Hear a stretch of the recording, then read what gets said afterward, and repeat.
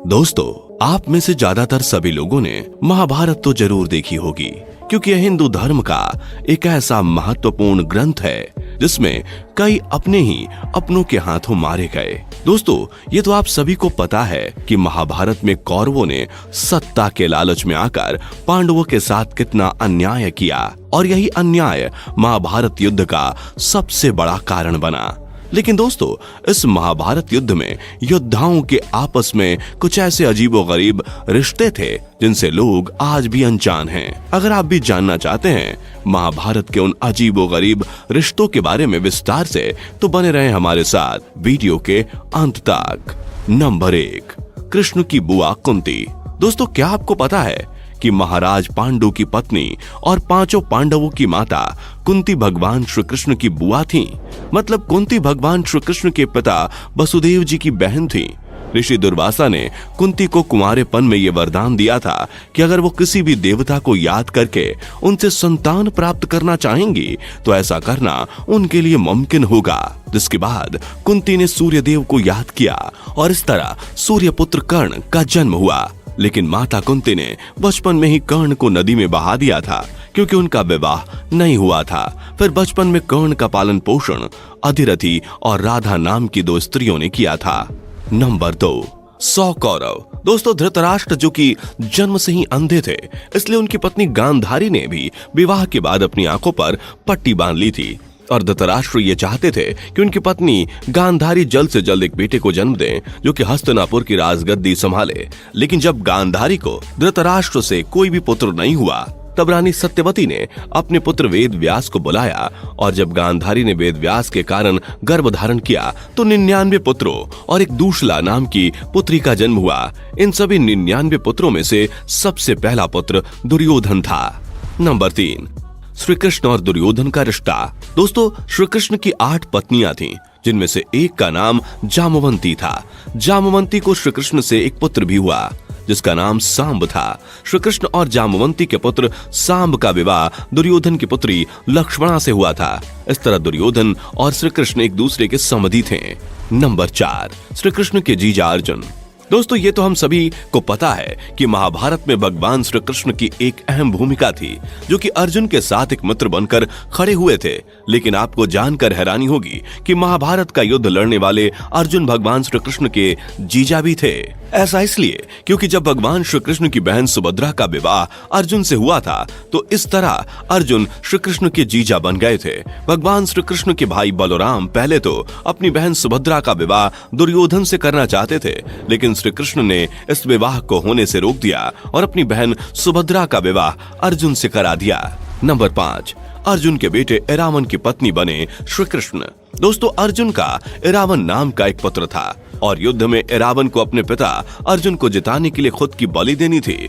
लेकिन अपनी बलि देने से पहले इरावन की आखिरी इच्छा थी कि वो मरने से पहले खुद का विवाह कर ले। लेकिन इसके लिए कोई भी लड़की राजी नहीं थी, क्योंकि विवाह के तुरंत बाद उसके पति इरावन को मरना था। जब इस गुत्थी को कोई नहीं सुलझा पाया तो श्री कृष्ण ने मोहिनी का रूप धारण किया और वो इरावन से शादी करके केवल उनकी पत्नी ही नहीं बने, बल्कि इरावन को एक पत्नी की तरह अंतिम विदाई देते हुए काफी रोए भी।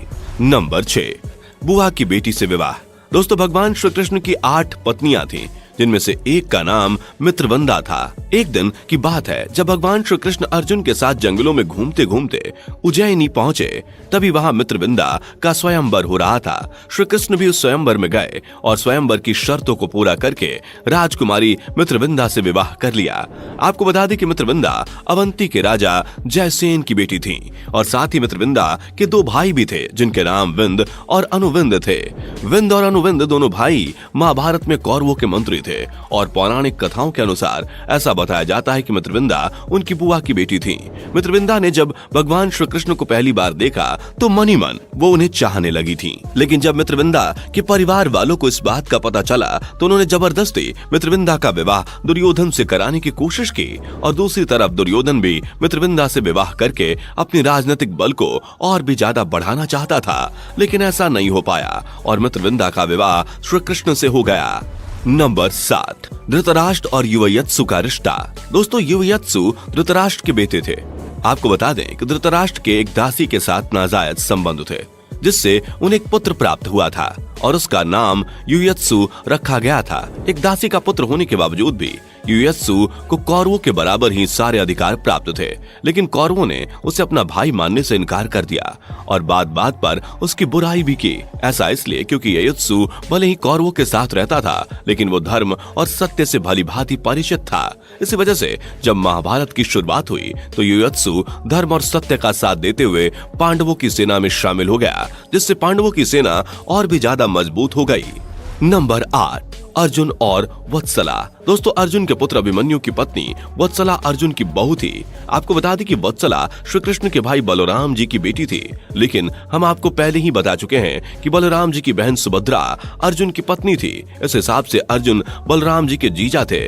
इसके साथ साथ वो बलराम जी के समधी भी थे, क्योंकि बलराम जी की बेटी वत्सला का विवाह अर्जुन के पुत्र अभिमन्यु से किया गया था। इसके अलावा अभिमन्यु ने एक और विवाह किया था, जो कि महाराज विराट की पुत्री उत्तरा से हुआ था। नंबर 9, द्रौपदी के 5 पति।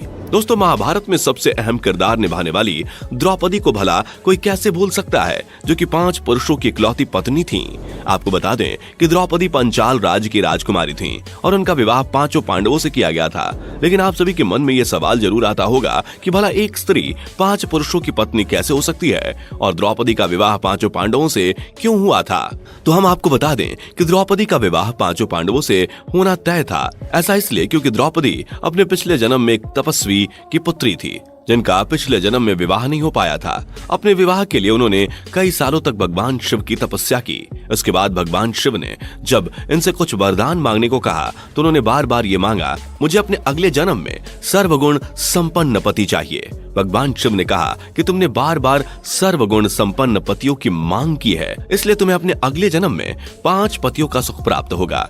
इसलिए जब अर्जुन द्रौपदी को स्वयंवर में जीतकर अपनी माता के पास ले गए तो उन्होंने अपनी माता से कहा कि माता देखो, आज हम आपके लिए क्या लाए हैं। इस पर 5 पांडवों की माता कुंती ने बिना कुछ देखे ही कह दिया कि जो भी लाए हो 5 भाई उसे आपस में बांट लो। इसके बाद 5 पांडवों ने अपनी माता की आज्ञा मानते हुए द्रौपदी को अपनी पत्नी स्वीकार किया। नंबर 10, 5 पांडव। दोस्तों, एक बार की बात है जब महाराज पांडु अपनी दोनों पत्नियों कुंती और माद्री के साथ जंगल घूमने के लिए गए, तभी उनकी दूसरी रानी माद्री ने उनसे हिरण का शिकार करने को कहा। अपनी पत्नी की इच्छा को पूरा करने के लिए वो शिकार के लिए निकल पड़े। तभी उन्हें हिरण के चिल्लाने की आवाज सुनाई दी और उन्होंने अपना शब्द भेदी बाण छोड़ दिया। लेकिन जब वो अपने शिकार के पास गए तो उन्होंने देखा कि एक ऋषि कदम्ब अपनी पत्नी के साथ संभोग कर रहे थे। जब ऋषि कदम्ब ने देखा कि बाण महाराज पांडु ने चलाया है तो उन्होंने महाराज पांडु को श्राप दिया कि जब भी आप अपनी पत्नियों के साथ संभोग करने जाएंगे तो आपकी मृत्यु हो जाएगी। अपनी इस गलती का पश्चाताप करने के लिए महाराज पांडु अपना सारा राजपाट अपने भाई धृतराष्ट्र को सौंपकर अपनी दोनों पत्नियों के साथ जंगल में रहने लगे। एक बार जब महाराज पांडु ने कुछ ऋषियों को ब्रह्म द्वार जाते हुए देखा तो उन्होंने भी वहां जाने की इच्छा जताई, लेकिन ऋषियों ने कहा कि एक संतानहीन वहां नहीं जा सकता। जिसके बाद ऋषि दुर्वासा ने पांडु की दोनों पत्नियों को एक मंत्र का आवाहन करने को कहा। जिसके बाद कुंती ने सबसे पहले धर्मराज का आवाहन किया, जिनसे युधिष्ठिर हुए। इस तरह इंद्र से अर्जुन और पवन देव से भीम का जन्म हुआ। इसके बाद उनकी दूसरी पत्नी माद्री ने अश्वनी कुमारों का आह्वान किया, जिससे नकुल और सहदेव पैदा हुए। वैसे दोस्तों, कमेंट करके बताइए कि इस वीडियो को देखने से पहले आप भी महाभारत के इन अजीबोगरीब रिश्तों से अनजान थे या नहीं। जाने से पहले वीडियो को लाइक शेयर जरूर करें और ऐसी और वीडियोस के लिए इस चैनल को सब्सक्राइब करके बेल नोटिफिकेशन भी जरूर ऑन कर लें। धन्यवाद।